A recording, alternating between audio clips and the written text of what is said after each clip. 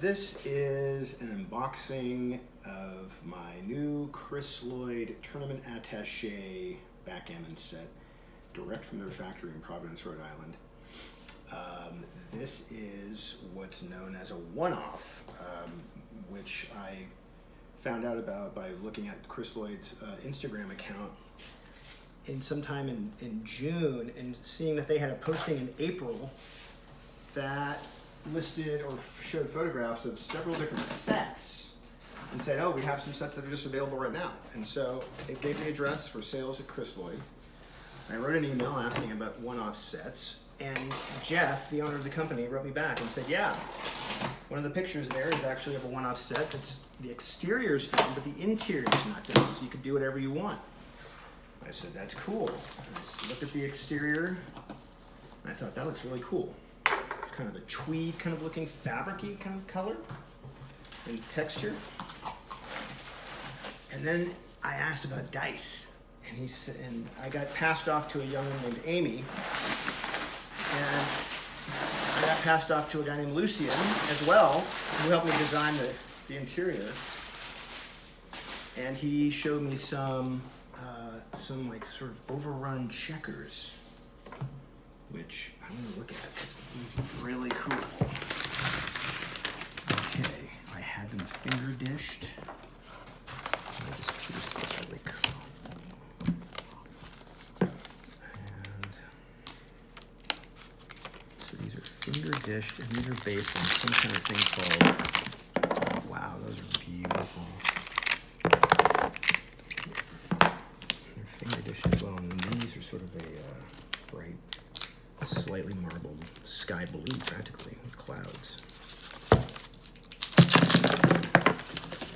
Ooh, those are nice and marbled too. Very nice. Wow. So I went with the finger dishing just because I like this kind of vintage look, and I didn't even know how these were going to look at. These are based on like some kind of blue moon design, so those are beautiful, and they're going to be very unique. Wow, those have an interesting weight. Okay. So, let's see, let's pull out this attaché, see what this fabric really looks like. Oh, wow. Look at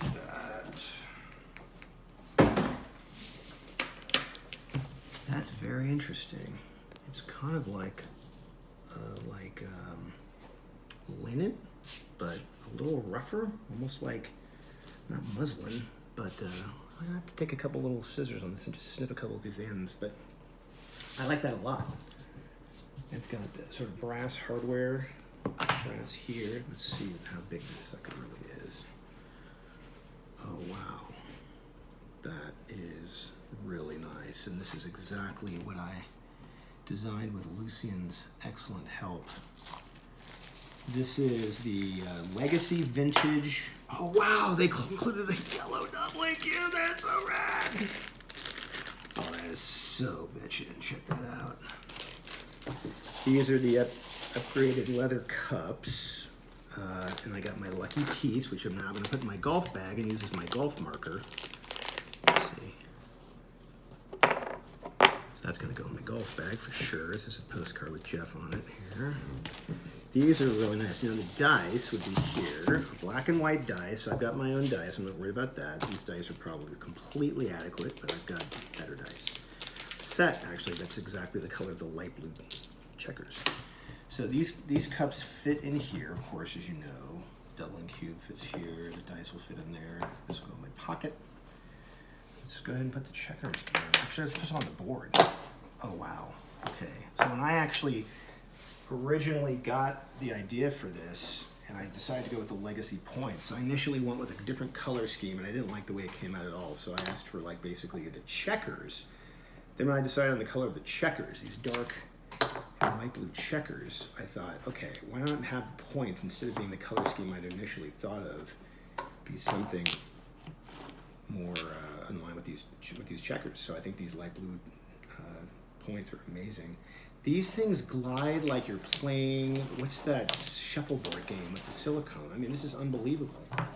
This is gorgeous. Now, let me get my, let me pause it for a second.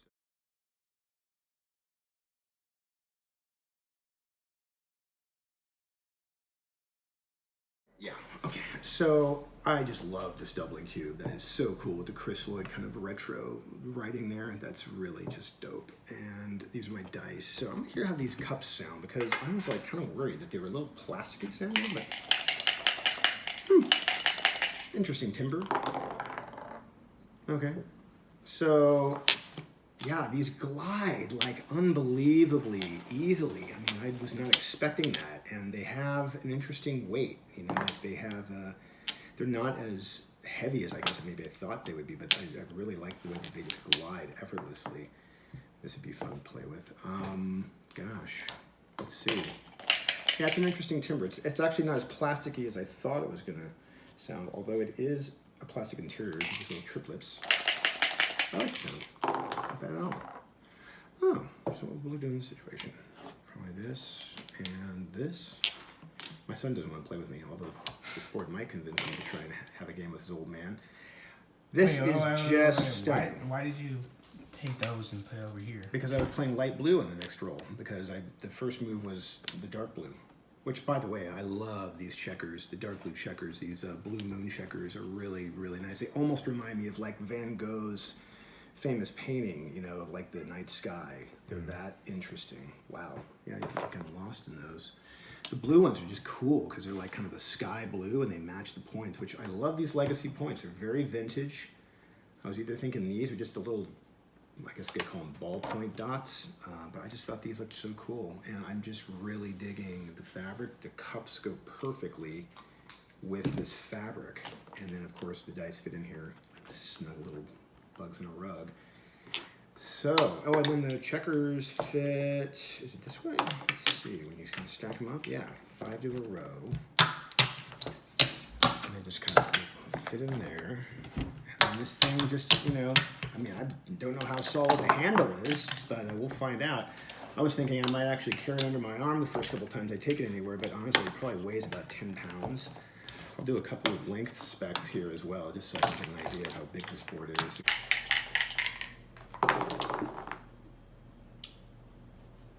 Double fives. Let's see what John does with this. And then we'll run through XG. Unless it takes too long. It's taking too long. But I just kind of splurged on this one. I got a little bit of money from my company and just thought this is my new obsession since I've been locked down with COVID. So, wow. So let's see how this goes. This just goes right back. Oh, it's snug. Yeah, this fabric's definitely got kind of a rough hue to it, but I really like it. It's actually kind of cool. It makes it look like it's kind of, you know, vintage. So, let's see the handle.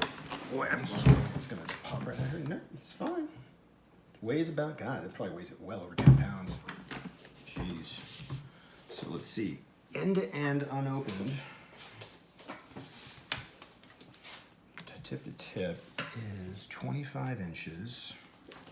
So then the playing surface, wow, it's huge. This is like tournament size. So each set of pips is approximately 10 inches across. And then the whole thing from tip to tip on the playing surface is 29.5 inches, approximately 29 inches. Dang. So side to side, 22 inches.